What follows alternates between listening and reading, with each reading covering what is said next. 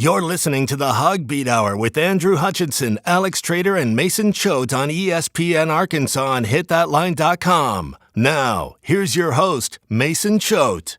Welcome to the HawgBeat Hour. I'm your host, Mason Choate, joined by managing editor of HawgBeat.com, Andrew Hutchinson. Before we get started, if you like this video, hit the thumbs up, give us a subscribe as well, and then also go to HawgBeat.com and subscribe to HawgBeat.com. We have a deal for students going on. We ran it last year. We're running it again this year. Hutch, if you want to kind of explain that, it's a great deal for students. Yeah, if you're a college student, whether that be at the University of Arkansas or somewhere else, shoot me an email with your EDU email address, and I will get you hooked up with the first year of HawgBeat subscription for just $11.95. That's usually $100, and you're going to be getting it for basically $12. So that's a heck of a deal. Just send me an email, andrewhutchinson413@gmail.com, and I will get you hooked up with that deal.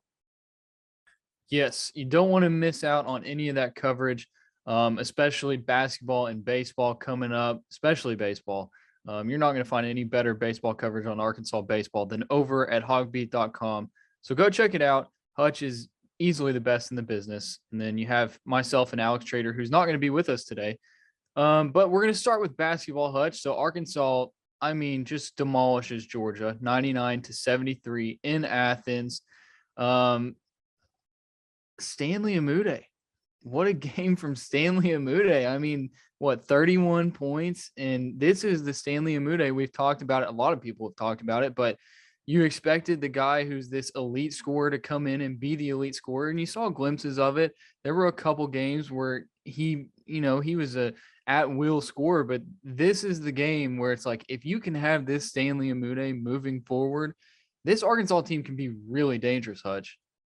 Yeah, and what's crazy is this isn't necessarily the exactly what we were expecting from Stanley Umude, because the 31 points he scored against Georgia he was 6 of 8 from 3-point range. And, he is a capable 3-point shooter. I would say even a good 3-point shooter, historically. Hasn't been this year, but he hasn't relied completely on the 3-point shot to score like he did, or like he was able to do against Georgia. That was a career high for threes. Previously never made more than 5. So that was fantastic to see. And usually he's beating you with, his mid-range game, getting to the basket, things like that. But if he can be a 3-level scorer, like what he showed against Georgia, that would be incredible, because we know what we got in Notae. We know what Jalen Williams can be at this point. I think that if that kind of development would be huge for Arkansas. I've been kind of skeptical and saying, like, I still don't know if they're going to be a team that can make a deep run in the NCAA tournament. But if we see what we saw at Stanley Umude, throughout the rest of the year, then I think they could be a dangerous team in March. Yeah, and the performance from Umude really overshadowed what JD Notae did. You know what you're going to get from JD Notae on a nightly basis, but he puts up 23 points, 9 rebounds, 6 assists. A great game from JD Notae, added 3 steals as well. But it wasn't even just Notae and Umude. Just all around, Arkansas had a great game, aside from the defense in the first half. And Eric Musselman talked about that after the game. Stanley Umude talked about that after the game. But at halftime, you're looking at 53-47, 100 points scored in the first half. And then Arkansas almost gets 100 in the game. But this is a team that they're starting to come together. And Eric Musselman talked after the game about the chemistry of the team. How many times did we talk about when Arkansas was struggling? Like, there's no chemistry. Nobody knows their role. They don't know what they're doing. Who does what? Who plays what role in this team? And now they know it, and they're starting to play well. And, Musselman talked, I believe it was when they were in Kansas City, about how they needed to go on road trips and vibe together and, get to know each other better. And it seems like they're really doing that. They're on a 7-game win streak, and you have your starting 5, but look at it. Chris Lykes, how bad has Chris Lykes been? And then against Georgia, that's the Chris Lykes that you need moving forward. Yeah, that's another guy that could be an X factor for Arkansas if they're going to make another deep run in the NCAA tournament, is Chris Lykes. To say he was bad would be putting it lightly. There was a 4-game stretch there where he was just he was awful. I mean, it got to the point where I was like, why is he even on the floor?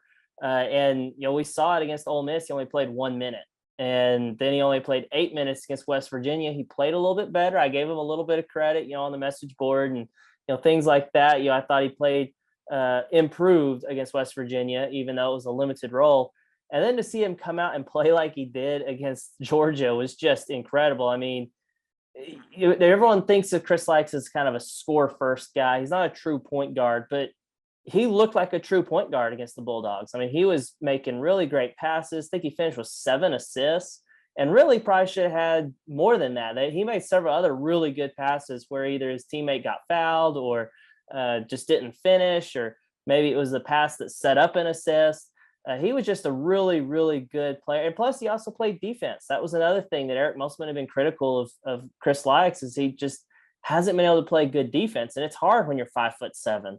But he had I think 4 steals against Georgia. He was just kind of a pest. I think Eric Musselman said he was playing hide and seek on inbounds passes, where he would just kind of come out of nowhere to steal the inbounds pass when Georgia wasn't, prepared for it.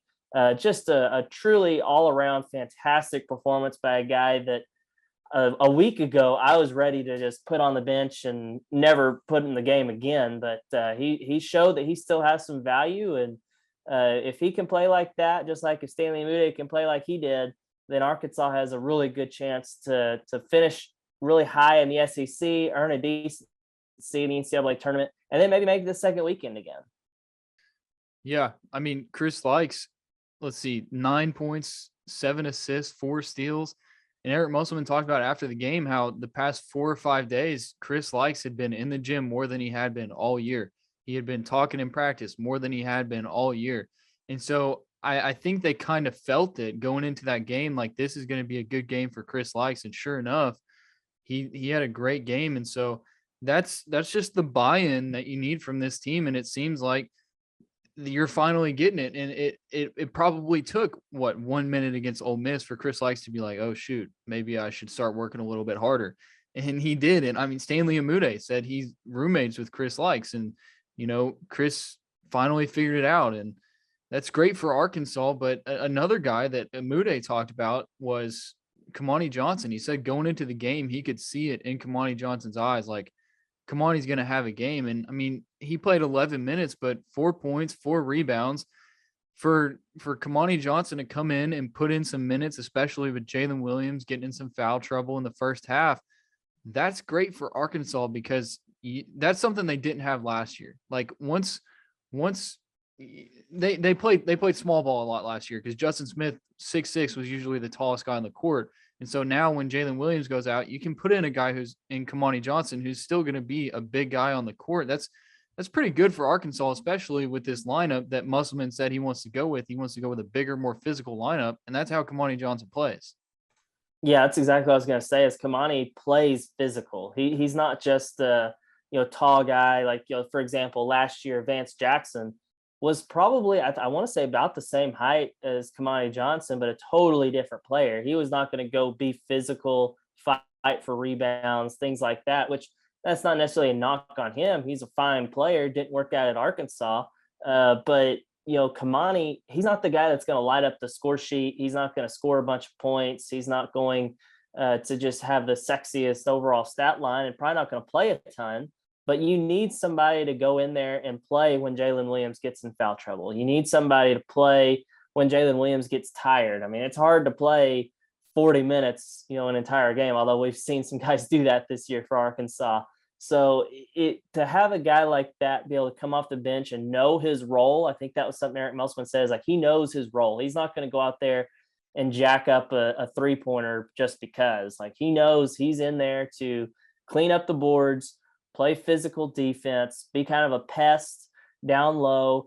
And, he's done that. And if you get guys playing their roles, just like we talked about Chris Lykes, playing his role and not trying to do too much and distributing the ball, and, Stanley Umude knowing his role and scoring and doing other things like rebounding and distributing as well. Like if guys know their roles, that's when you're dangerous. And I think they struggled with that early on. And that's what we saw when they lost 5 of 6.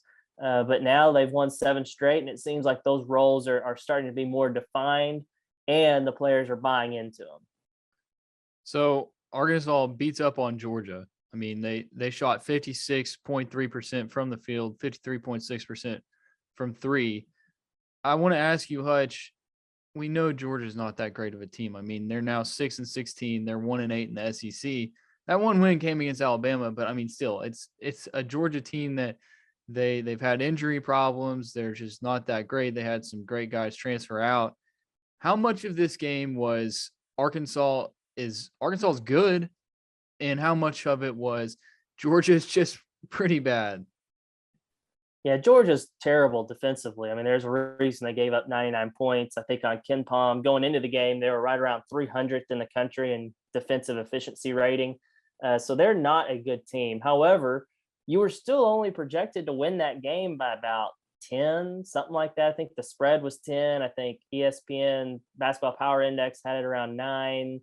I think some of those other projections had them right around that kind of margin. So you win by double digits, but they just dismantled Georgia. And so I think that was really encouraging to see. Just like, Missouri was not a good team at the beginning of this streak. And you're like, okay, well, they just need to win.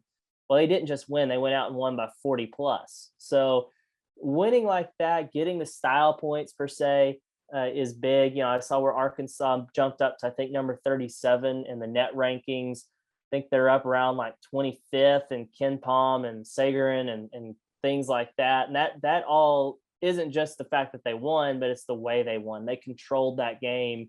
They did trail for bits of the first half, and it was kind of a close game. But that was with Georgia just playing out of its mind, shooting like 53, 56%, something like that. And Arkansas still had a 6-point lead at halftime. So that kind of shows you how well Arkansas played, offensively. And then they played their usual lockdown defense in the second half. If they had played that way in the first half, they would have won. It would have been just like the Missouri game, winning by 40 plus. So still an impressive showing by Arkansas just to take care of business for one, and then also to do it with style like they did. Yeah, and a lot of what you heard early on in the season was Arkansas was playing down to their competition. And now you're seeing they're winning the games that they're supposed to win. And they won big against Georgia. You mentioned the Missouri game. That's a game where you could have played down to your competition, and they didn't. And so you win the games you're supposed to win, and that's the most important thing. And now Arkansas is sitting at 17-5, 6-3 in conference play. Arkansas is probably the third best team in the SEC behind Kentucky and Auburn. Auburn coming into Fayetteville next Tuesday. So that's pretty big. And if Arkansas gets a win over Mississippi State, you're probably looking at a ranked matchup between Arkansas and Auburn next Tuesday. But you got to get past Mississippi State first. Hutch, we talked about this stretch that Arkansas is in right now. You had to win. I think we said, like, I don't remember what the stretch, maybe it was a 5 or 6 game stretch, and it was like you got to win like at least 4 or 5 of those games. Well, here they are. They've won 7 in a row.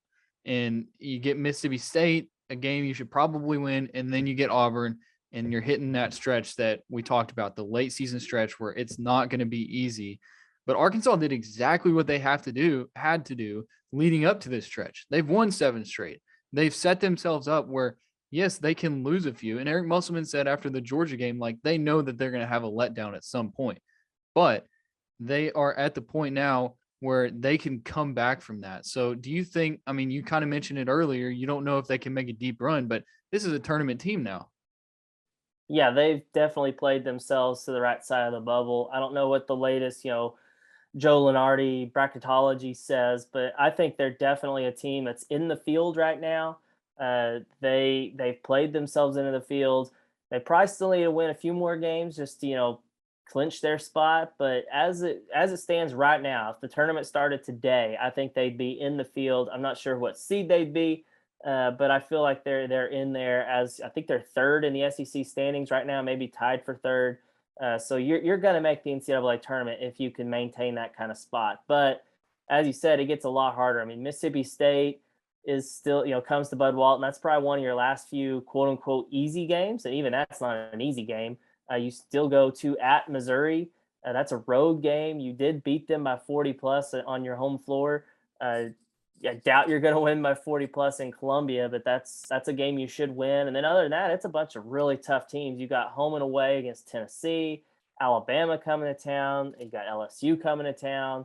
That's a really, really tough stretch. So definitely need to still win some games. But as things stand, I feel like they're in a really good spot when it comes to the NCAA tournament. And really, that's all you can ask for is like, you'll make the NCAA tournament every year.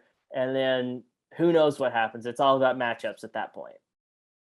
All right, real quick before we wrap up our basketball talk, I want to ask you this. We're going to kind of tease something that our guy JC Hoops, Jackson Collier, is going to be coming out with here in a few days. Hutch, JD Notae, maybe SEC Player of the Year, maybe not. What are your thoughts on him possibly being SEC Player of the Year? Because he's really playing himself into that. Yeah, I think it's incredible the season he's had after being sixth man of the year in the SEC last year. He's leading the league in scoring. I think leads the league in steals. So he's definitely got the stats to back it up. And if Arkansas can keep winning, I think that's going to be the key. I think that's one reason Mason Jones a couple of years ago wasn't a unanimous SEC Player of the Year. But there's definitely some really good players. Auburn has a guy whose name is escaping me right now that I would say maybe the front runner. But there's some really good players in this league. And I know Arkansas fans, you just look at, who's better than JD Notae? Like, how can you be better than the leading scorer and leading steals guys doing it on both ends of the floor? But there's a lot more that goes into it than just stats. So I'm not ready to say he's the front runner at this point, but I think he definitely belongs in that conversation. All right. Well, up next, we're going to talk baseball. The team has some scrimmages over the weekend.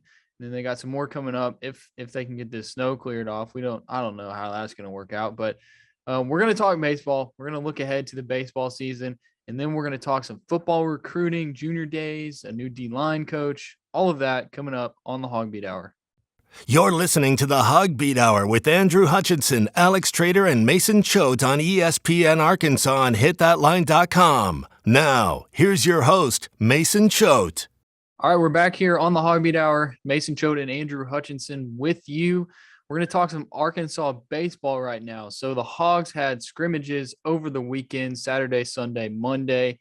Really the big question that everybody wants to know is Peyton Paulette, he down, out for the season. He's not going to pitch for Arkansas this season. We know Connor Noland is probably your lock for he's going to be a starter. So he pitched on Saturday.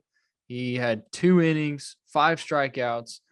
Hutch, outside of Connor Noland, you've heard Hagen Smith, you've heard Jackson Wiggins. We know it's going to be between 5 or 6 guys, but from what you saw, what do you think of some of the other guys who could possibly be a starter for Arkansas this season?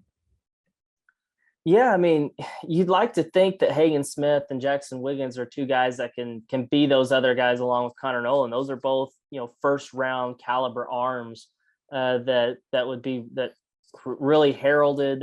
They can throw hard. They can pitch really well. Hagen is also a lefty, so you'd have a lefty in the rotation. That would always be good.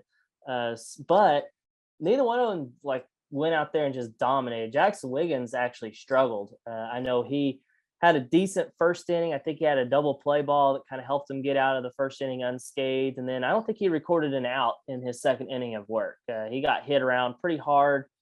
Struggled with his commands, kind of some of the same issues we saw from him last year, which was really discouraging to see. But again, that was just your first outing of preseason scrimmages. So we'll see how he develops over the next couple of weeks, because that's a guy they really want to be a dependable arm, whether that be as a starter or maybe he's just a guy that can give you a couple innings out of the bullpen. And if he can pump 97 for a couple innings, then hey, I'll take it. That would be really good.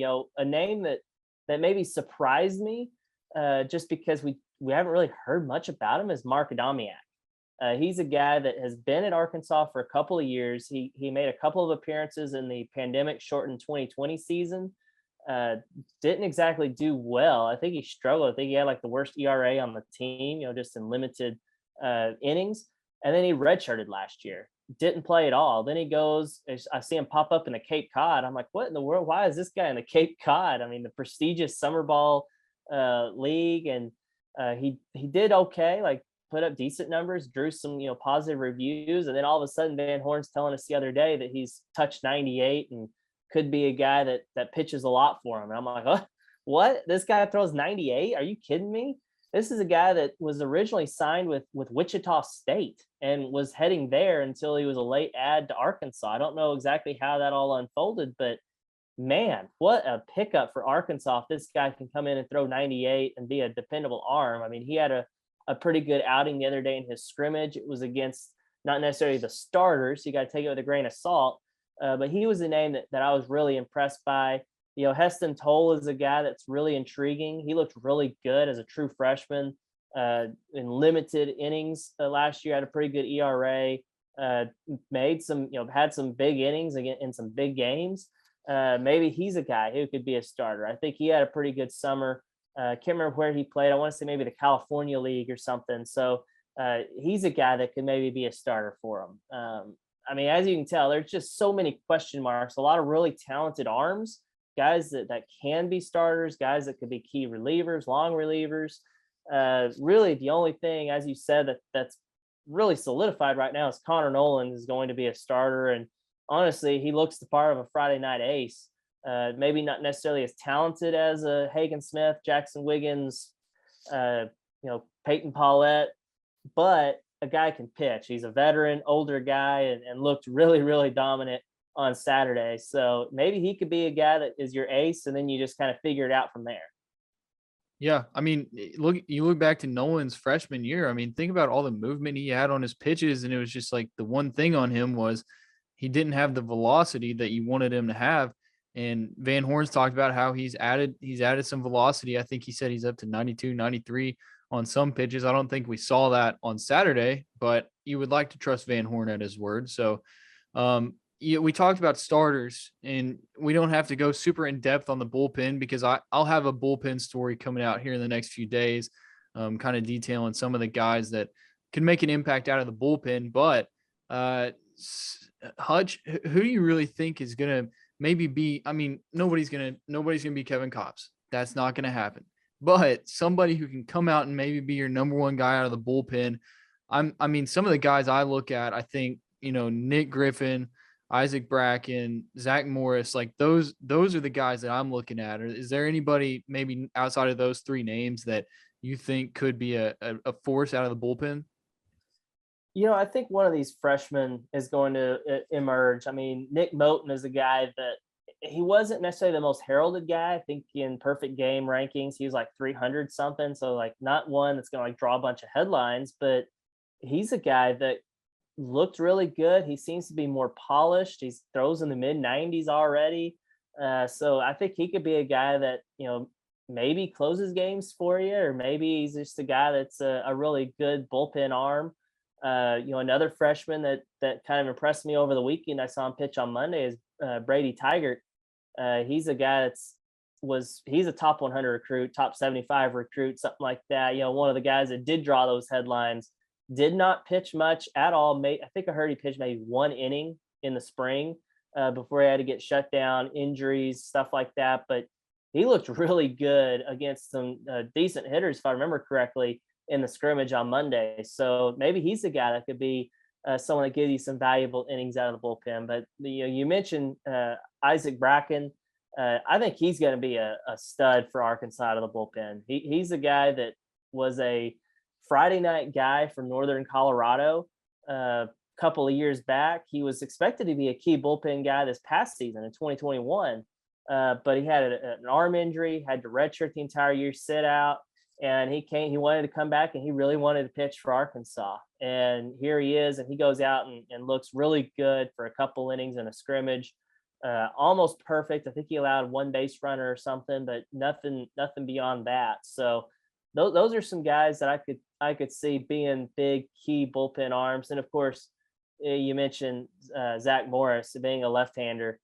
He's a guy you need to be the guy you expected him to be. He's a guy that has a ton of potential. I had heard his name being mentioned as a potential starter a couple of years ago. I don't know if that's something that's in his future, but if he could just be a guy that gives you 2-3 innings out of the bullpen, that would be massive, especially if you don't have like a super solidified rotation and your starters don't give you more than 4 or 5 innings, you need someone like Zach Morris kind of bridge you to whoever your closer ends up being. Yeah, Morris is a guy that he's shown glimpses during his time at Arkansas last year. I think he threw 15 innings.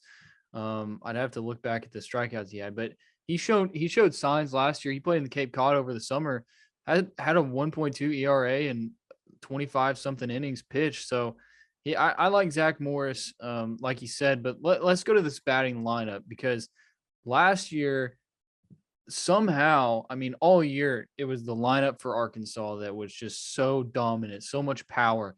And then at the end of the year, really the Achilles heel was you couldn't get hits. And so this year, you look at this lineup, I mean, it's almost like they have two starting lineups that they could throw out there of guys at the plate that are just really good. And I look at this past week in the scrimmages. I mean, of course, Caden Wallace. You want to talk about a guy who probably saw his name wasn't on the All-American list and wanted to make a point. He didn't play Saturday, but Sunday, Monday, 4 at-bats, 4 hits, and a home run. I mean, this dude, Caden Wallace, I mean, you think Caden Wallace is probably going to be an All-American this year, Hutch?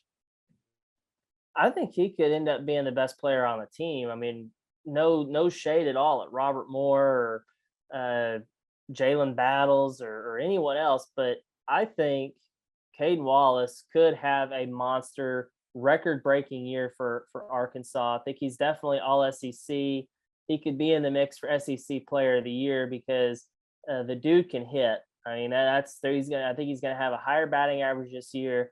I think his batting average maybe didn't look super great last year, but if you look at what he did in SEC play, it was very comparable to the freshman seasons of Heston Kjerstad and Casey Martin, and that's pretty good. That's pretty good company to be in. So I think he could be a guy that just has a monster year. Plus, he's moved from the outfield to third base. That's kind of his natural position. I got to talk to him after Monday's scrimmage, and you could just tell he was so happy to be back at third base. That's where he loves to play, and he's just so athletic. He's going to be really, really good there.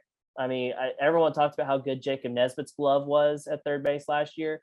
I think Caden Wallace is going to be just as good defensively, but miles better at the plate. So could be in store for a really special season from the Arkansas third baseman.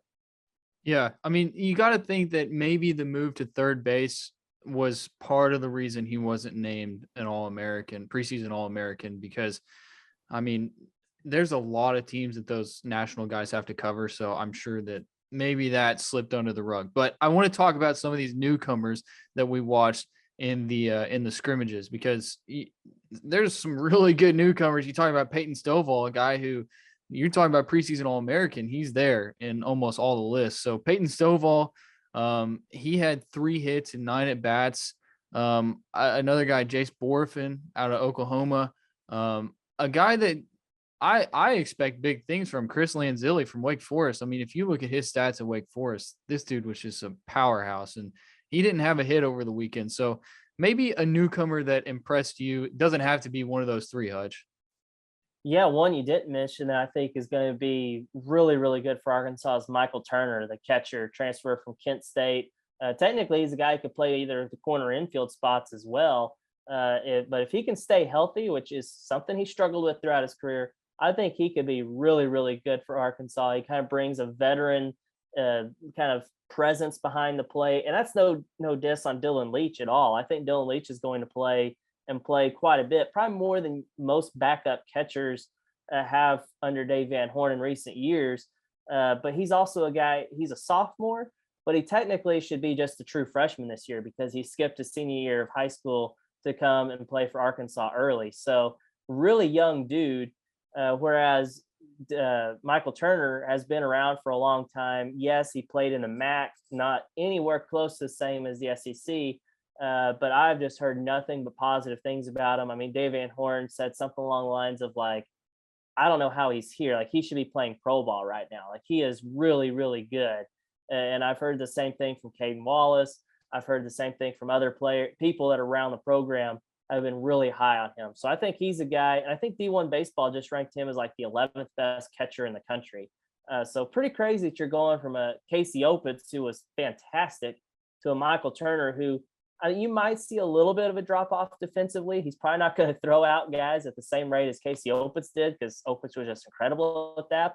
But he's not bad defensively behind the plate, and I think he's a much better offensive threat at catcher as well. So I don't know if we're going to see a ton of drop off there at the catcher spot with Michael Turner coming in. That would be great for Arkansas. And, Casey Opitz, you talk about him. He always had the clutch gene at the plate, but he was never like a super consistent hitter. And you might get that with Michael Turner. Also worth mentioning that Jalen Battles, recovering from injury, he played, looked okay, nine at bats, 3 hits. So that's another guy that you needed out there. And Jalen Battles was out there. So we're going to wrap up the baseball talk because we got to run. But we're going to talk football next. And then let's see, what are we going to talk football? We're going to talk recruiting, and then we're going to talk new D-line coach. We're going to talk junior days, everything you want to know, all that here on the HawgBeat Hour. You're listening to the HawgBeat Hour with Andrew Hutchinson, Alex Trader, and Mason Choate on ESPN Arkansas on hitthatline.com. Now, here's your host, Mason Choate. All right, we're back here on the HawgBeat Hour. Mason Choate and Andrew Hutchinson here with you. I'm the host. Andrew Hutchinson is the managing editor of HawgBeat.com. So we're going to talk National Signing Day for football, which used to be a big deal. A lot of people on our message board are talking about how it used to be something that, this was a big day. It felt like Christmas, and now it's just there. And nothing really happened for Arkansas on National Signing Day. The only thing that you kind of wanted to happen was Miles Rouser commit. Hutch, that didn't happen. Kind of fill us in on that situation. Yeah, so it'd been kind of a rumor the last several weeks with Miles Rouser that he was not going to be signing. I had heard that and had been trying to track it down. And of course, signing day has come and gone without him signing. That was kind of expected. I'd heard from multiple sources leading up to National Signing Day that was not going to happen. I haven't been able to track down exactly what it is, whether it be grades or off the field stuff, mixture of both. I'm not 100% sure, but this is not a thing that surprised them by any means. I know it may surprise some fans who kind of casually follow recruiting when you see that a 4-star defensive back commitment ends up not signing. But you kind of had some concerns whenever he chose not to sign in December. I mean, this is a guy that had been committed since March of last year. So he's been in the fold for a while, but did not sign in December, and now has not signed in February. So it is a pretty big loss for Arkansas, because the class was firmly in the top 20 on Rivals, and now it's fallen from 18th to 23rd as of this recording.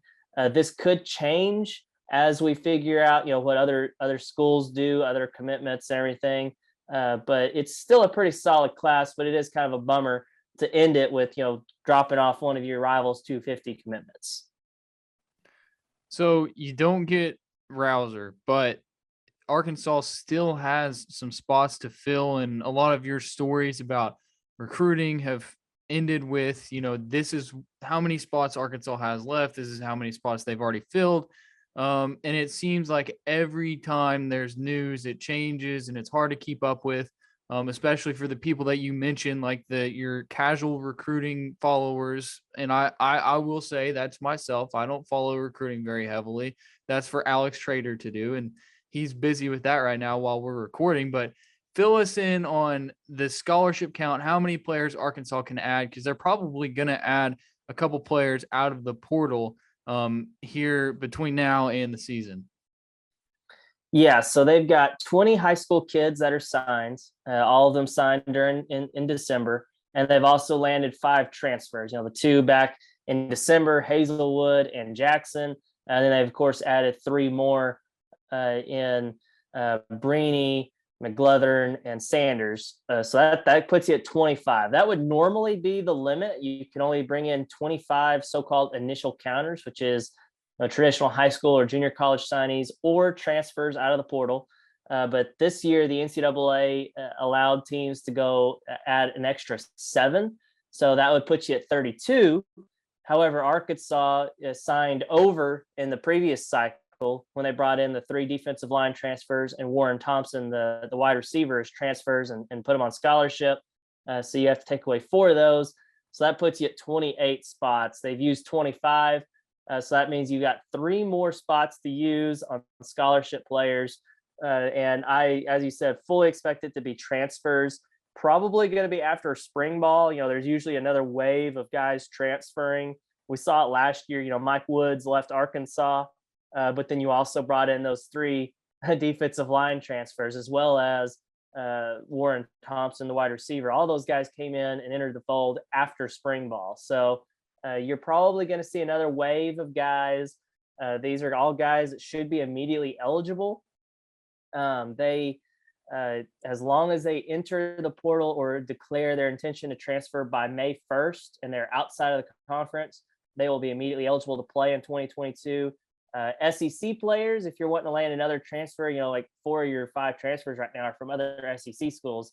To get one of those guys, it has to be someone who announced he was transferring before February 1st. So Tuesday of this week, that was kind of the deadline for interconference transfers to be immediately eligible.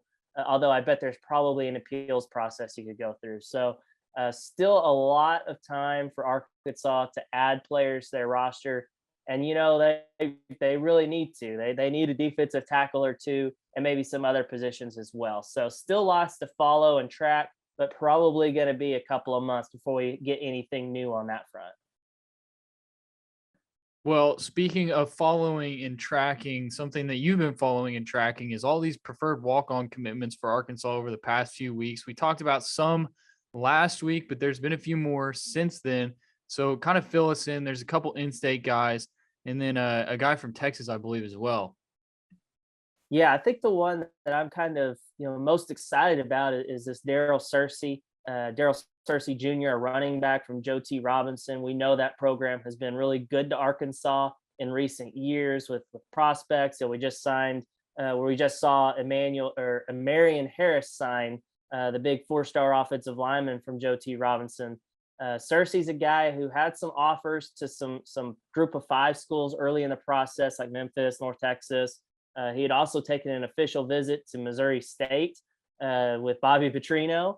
But then after that, ultimately decided he wanted to play for the Hogs and be a preferred walk-on. So that's going to be one of those. And then a couple other in-state guys, John Paul Pickens, a safety from Jonesboro, and Brooks Edmondson, an offensive lineman from Bryant.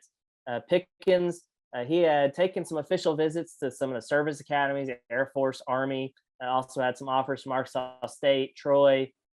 But again, he's a guy that apparently wanted to be a Razorback his whole life and going to stay in state. And again, that's another program you want to have, a pipeline into. They've produced some good players, Jashad Stewart, Marco Avant. Those are guys that have signed with Arkansas to there in recent years. And then Edmondson, the offensive lineman, he's the 3rd in-state offensive line preferred walk-on commit, joining Kai Hamilton from Hope and Brock Burns from Ozark, 2 guys we talked about last week. So Edmondson, he had previously been committed to Princeton. So we know he's a smart guy. Probably has plenty of grades to come to Arkansas. So another pickup for them. And then one of the maybe the more intriguing pickups is Kyle Thompson, a defensive end from Aledo, Texas. That's another pipeline Arkansas would probably like to get into. It's a program that produces some good football players. He's a guy who had offers from Oregon State, Air Force, Lamar. That's an FCS program there in Texas. So a good pickup for Arkansas. These guys are, maybe not, high caliber, top notch, recruits, but we've seen some preferred walk-ons in the past. Grant Morgan comes to mind that have contributed heavily and been really good for Arkansas. So it's always good to get quality walk-ons in the program that are going to help you with depth, help you in terms of scout team, things like that. So I believe they're up to 9 preferred walk-on commitments now. By my count, and all of them have been, guys you want in the program as guys that can, provide you that additional depth. Now, I might catch you off guard here, but I kind of want to ask you, of these 9 that you just mentioned, is there a guy that you look at and you might have some confidence that, hey, this could be maybe not a Grant Morgan type, but a guy who could earn a scholarship and make an actual impact during his time at Arkansas? I think the most obvious answer is probably Blake Ford, the kicker from Texas. I think he's from the Dallas-Fort Worth area. He's a guy that they recruited obviously you've got Cam Little who's going to be kicking your field goals and extra points. That's no question. But you did lose Vito Calvaruso, one of the top kickoff specialists in the country. Ford is a guy that could come in and fill that role. Do I expect him to be as good as Vito right away? Probably not, but I think he's got a really strong leg. I saw a video of him making like a 73-yard field goal in practice. Obviously, that's in practice, and you're not going to be kicking a 73-yarder in a game, but it shows you he has the leg. And if he could come in and be consistent, not kick it out of bounds and consistently get in the end zone, things like that, he could be a guy that comes in and plays right away as a freshman. That way you can have Cam Little just focus solely on the field goals and extra points, and then have another guy as your kickoff specialist. So he would probably be the guy that I would say has the most likely chance of contributing either right away or early on. All right. Well, up next, we're going to talk about Arkansas's new defensive line hire. We're going to talk about the last weekend of junior days, maybe some guys that are interested in Arkansas, some guys that Alex Trader talked about in his junior days articles that he had going out. So we'll hit all that and wrap it up here on the HawgBeat Hour next. You're listening to the HawgBeat Hour with Andrew Hutchinson, Alex Trader, and Mason Choate on ESPN Arkansas and HitThatLine.com. Now, here's your host, Mason Choate. All right, we're back here on the HawgBeat Hour. Mason Choate and Andrew Hutchinson with you. Hutch, before we get to everything, let's just knock out some business details. So if you want to subscribe to our YouTube, definitely do that. All the great content, including the HawgBeat Hour, press conferences. Alex does recruiting notebooks. Hutch does Know the Foe every once in a while. It's not football season anymore, but he'll get to more of that. Coming soon, we'll have the Omaha's podcast on the YouTube. All of that on the YouTube. Go to HawgBeat.com, subscribe to HawgBeat.com. Hutch, tell them about what they can do to subscribe to HawgBeat.com. Yeah, go to HawgBeat.com and any story that we have, click on it. There's a link to subscribe at the top of it. You can be a monthly subscriber. It's about $10 a month, or you could be an annual subscriber. It's about $100 a year. So you save a little bit of money doing the annual subscription if you pay up front. Plus, if you're a college student, we are back into our running our promo again for any type of college student, whether you're attending the U of A or any other school in the country. Send me an email from your EDU address, and I will get you all the details to get your first year of HawgBeat for just $11.95. That's a really, really good deal. Usually it's, as I said, it's about $100, and you're basically going to get it for $12. You want to get on that deal while you can. I'm not sure how long it's going to last, but we did flip the switch back on for that promo recently. So reach out to me, Andrew Hutchinson 413 @gmail.com, and I will hook you up with all those details. Yeah, you definitely want to do that if you're a student, especially with baseball season coming up. You want all of that premium baseball content because HawgBeat.com, by far and away, the best baseball coverage for Arkansas baseball there is. I really don't think it's close, but either way, let's talk some more football, Hutch. Let's talk about junior days. It was the last weekend of junior days last weekend. Alex Trader, our recruiting guy who's not here today, he did a notebook about that, but you also are caught up on all that. So tell us a little bit about that. I know there was a quarterback from Kansas that some people are excited about. Apparently he had a good visit as well. Yeah, I think that's probably the guy everyone wants to talk about as a quarterback, and that's Avery Johnson. He's from Kansas. He's a high 3-star recruit on Rivals, a 5.7 3-star. This kid's been to Fayetteville multiple times, seems to have some genuine interest in Arkansas. I know he recently picked up offers from like Nebraska and maybe some other schools that entered the mix, but it seems like Arkansas is high up on his list.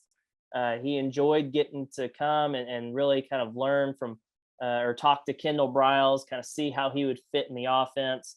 If you want to see all of his comments about his visit to Fayetteville, you can go check out Alex's notebook, as Mason was saying. But he is a big time quarterback. One of those quarterbacks that, the reason Arkansas didn't sign one in 2022 was because they really felt like they could get a big one in 2023. And one of those options is Avery Johnson. And so we'll see how that plays out. But he was far from the only one. I mean, just from Kansas alone, not exactly a super fertile recruiting ground. but their tight end commitment, Jaden Ham, was in town along with tight end commit Shamar Easter. Both of those guys, they committed on back-to-back days back in, I want to say like August or something, September, early on. They were the first two commitments in the class. And this is the first time they've been to Fayetteville since. They've also added Luke Has, a third tight end commitment. And I talked to Jaden about it. He admitted that there was a little bit of kind of apprehension about, okay, what's going on? There's three tight ends. That's kind of a lot. But they were able to talk to the coaches. They kind of put them at ease, and they're very comfortable with it. They haven't met Luke yet, but they're really looking forward to meeting their future teammate.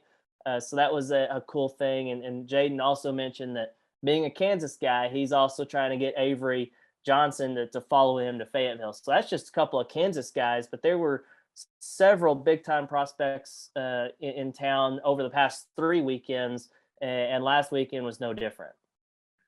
I saw you got to catch up with a guy from Alabama, Carmelo Overton, a linebacker.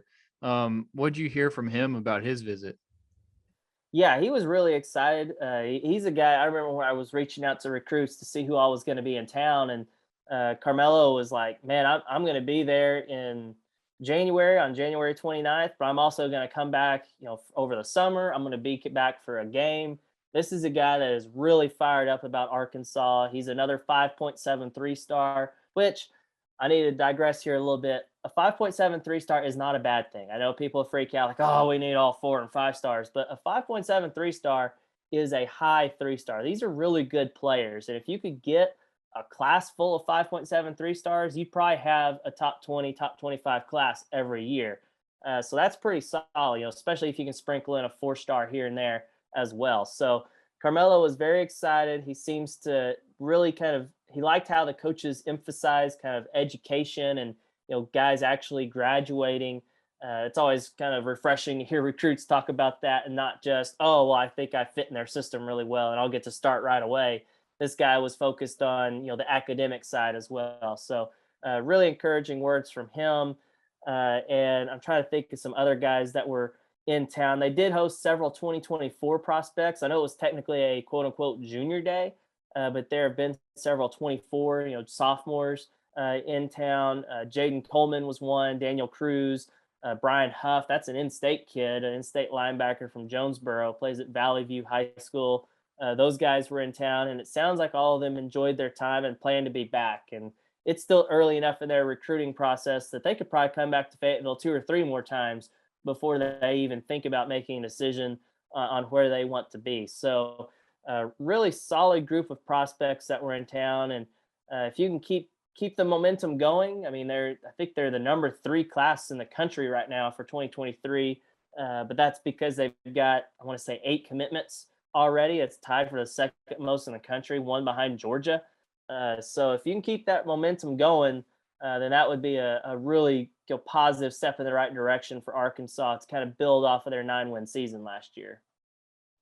All right. Well, changing gears to the hiring of Deke Adams, new defensive line coach, replacing Jameel Ashley. Looks like if you just look at this guy's resume, his history, he does not stay at a place for very long. Is that a good thing or a bad thing, Hutch? Well, if you look at it, it looks kind of similar to Sam Pittman's resume. He never really stayed anywhere very long as an offensive line coach. So that's just kind of the nature of the business. But I do know that there was some criticism, fans freaking out like, oh, I don't know about this because, South Carolina fans were not exactly super fond of him. And he was at Ole Miss during Lane Kiffin's first year when Ole Miss, their defense was like non-existent.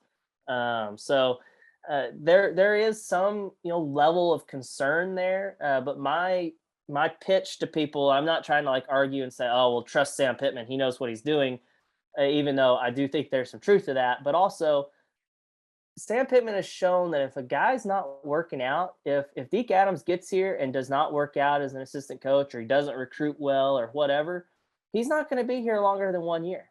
That's just the fact of it. He is going to move on. He is not afraid of firing a guy if they are not living up to his standards. So I would not freak out. It's not like, for example, the Brett Bielema era where, if he hired a coach Kurt Anderson, he was going to latch on to him and be there and, have him on staff until he was fired, like himself.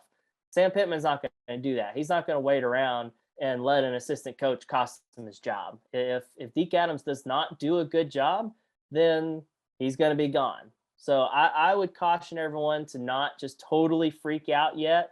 He may end up being a good hire, and it's great. And we all look back and be like, man, why did we question this guy? But then he may also not work out. And here in a year, we'll be talking about a new defensive line coach. So that's kind of how I view the whole situation. I would not be super concerned about it. A position coach outside of the two coordinators, those are the ones you got to really worry about for like an immediate impact, on the field, that kind of thing. Well, I think as far as Deke Adams goes, the big question that everybody's going to have is, can this guy recruit? Because as we've mentioned, and as a lot of people talk about, the position that you need to recruit right now is defensive line, defensive tackle. So I know that, I mean, you probably aren't a Deke Adams expert and you probably don't really know him personally, but do you think that he's going to be able to bring in some talent maybe after the spring, kind of like they did last year, or before the spring? Like, do you know if this guy's a good recruiter or not? I think he's got a history of coaching some really good players. I mean, everyone points to coaching Jadeveon Clowney at South Carolina, but he was already there whenever he was hired as the defensive line coach. He coached some All-Americans at North Carolina, I want to say, and obviously coached some good players at Mississippi State. So I'm not sure how good of a recruiter he is, but Sam Pittman's not going to hire somebody unless they can recruit, or at least he thinks they can recruit. I thought they might try to find a defensive line coach who's coming from a place that maybe had a good defensive lineman who's looking to transfer and might follow him to Arkansas. Doesn't appear that's going to be the case, considering he's coming from Florida International, that is just coming off of I think a 1-11 season. They were terrible last year. I'm not 100% sure what exactly he brings to the table as far as recruiting, but the fact that he's been around for a while, I mean, he's been coaching for like 2 decades. So I think he's going to be a guy that can recruit for Arkansas, use those connections he's built up through the years. But is he going to start bringing in 4- and 5-star recruits? Only time will tell on that. Probably seems like a stretch, but you just need somebody who can bring in some solid guys and then coach them up. Well, I like your outlook. I know a lot of people were a little upset. Some people thought that it was going to be someone else. And I think in a situation like this, like you said, only time will tell. And you mentioned if it doesn't work out, then he's not going to stick around. Sam Pittman is going to get rid of him if it doesn't work out. So you just wait. So that's going to wrap it up for us here on the HawgBeat Hour. Not as much football news as we usually have, but we got to talk some basketball, got to talk some baseball. Everybody's excited for baseball. So thank you guys for tuning in. Thank you, Hutch, for being with me, and we'll talk to you next week.